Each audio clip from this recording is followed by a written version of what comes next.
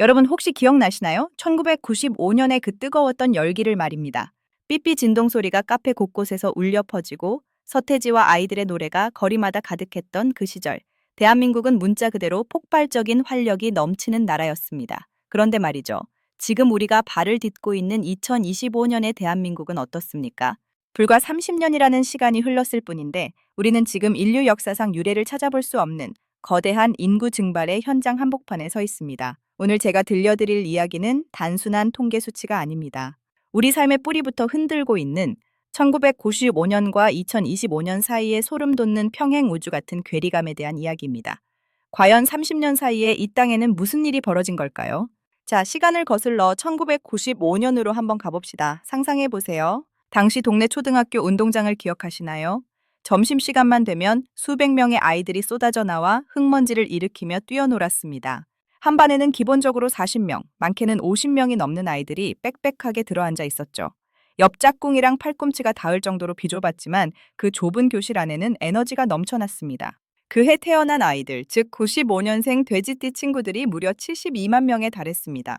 72만 명이라니 감이 잘 안 오시죠? 지금의 웬만한 광역시 인구 전체가 단 한 해에 태어났던 겁니다. 당시 합계 출산율은 1.65명이었습니다.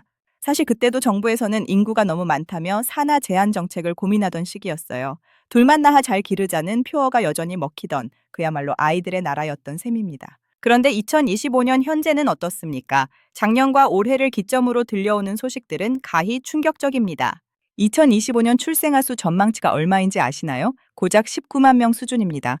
19만 명. 숫자를 다시 한번 곱씹어 보세요. 1995년에 72만 명과 비교하면 무려 4배 가까이 차이가 납니다.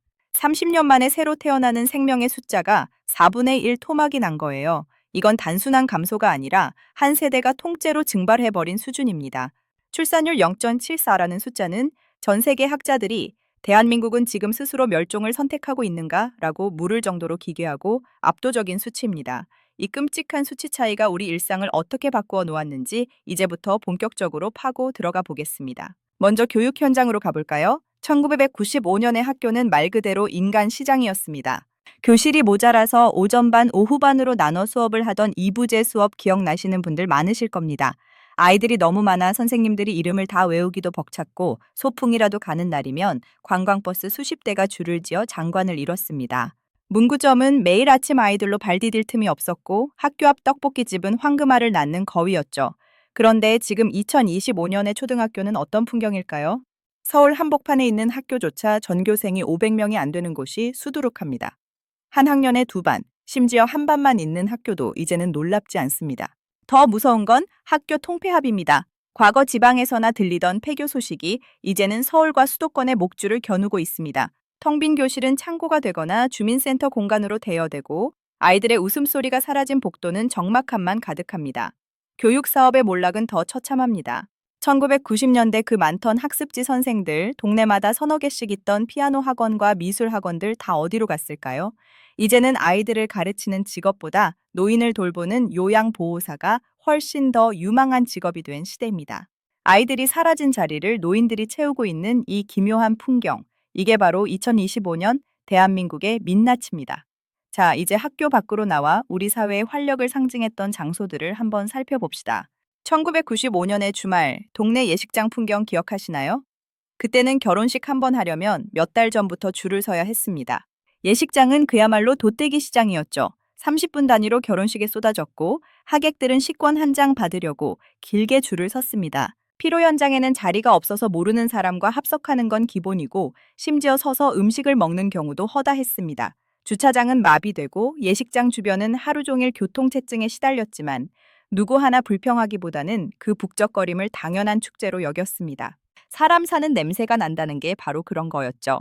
그런데 2025년 지금 여러분 주변의 예식장들이 어떻게 변했는지 보셨나요?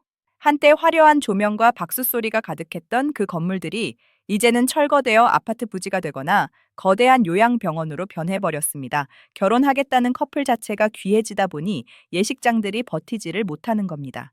1년에 수십 쌍씩 쏟아지던 축복의 소리는 이제 어쩌다 들리는 희귀한 소식이 되었습니다. 아이들의 돌잔치 풍경도 마찬가지입니다.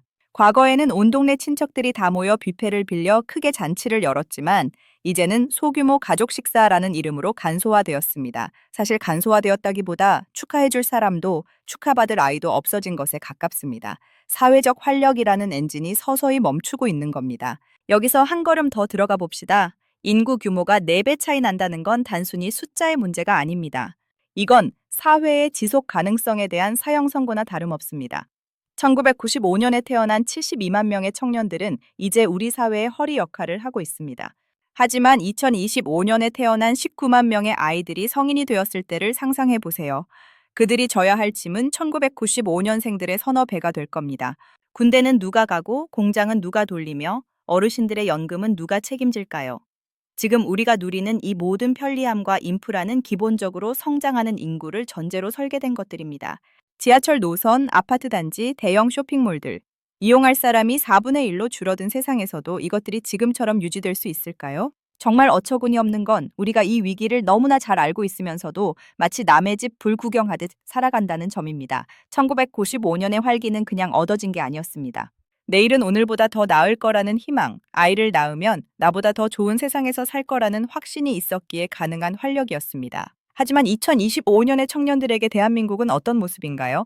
치열한 생존 경쟁, 끝도 없이 치솟는 집값, 그리고 나 하나 건사하기도 힘든 팍팍한 현실. 이런 상황에서 아이를 낳아라라고 말하는 건 어쩌면 너무나 잔인한 요구일지도 모릅니다. 하지만 여러분, 그렇다고 이대로 손을 놓고 있을 수는 없지 않겠습니까? 1995년에 72만 명과 2025년에 19만 명. 이 극명한 수치 차이는 우리에게 무거운 질문을 던지고 있습니다.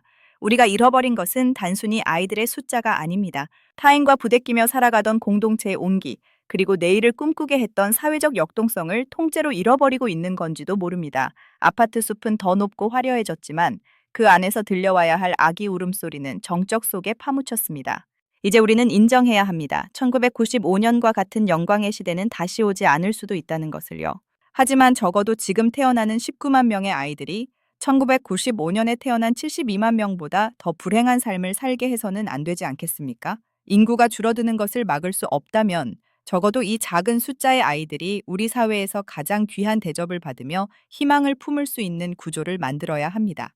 학교가 문을 닫고 예식장이 아파트가 되는 것을 지켜만 볼 게 아니라 그 빈자리를 어떻게 하면 새로운 형태의 활력으로 채울 수 있을지 처절하게 고민해야 할 때입니다.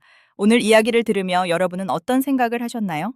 30년 전 그 북적거리던 교실에서 함께 공부하던 친구들, 주말마다 꽉 막히던 예식장 앞의 풍경들, 그 소중했던 일상의 조각들이 이제는 다시 볼 수 없는 기록 필름 속 장면이 되어가고 있습니다. 1995년에 72만 명과 2025년에 19만 명, 이 거대한 간극 사이에서 우리는 무엇을 지켜내야 할까요?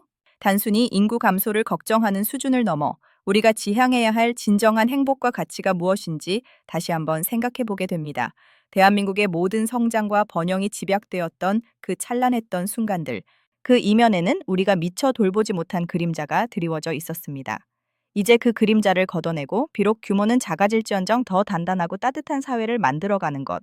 그것이 지금 이 시대를 살아가는 우리에게 남겨진 가장 큰 숙제가 아닐까 싶습니다. 언젠가 먼 미래의 2025년을 돌아보며 그때가 마지막 기회였어 라고 후회하지 않기를 진심으로 바랍니다.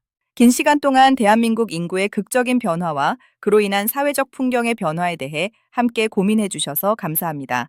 오늘 이 이야기가 여러분의 가슴 속에 작은 울림과 성찰의 기회가 되었기를 바랍니다. 과연 우리는 이 위기를 슬기롭게 극복하고 새로운 길을 찾아낼 수 있을까요? 이제 선택은 우리의 몫입니다.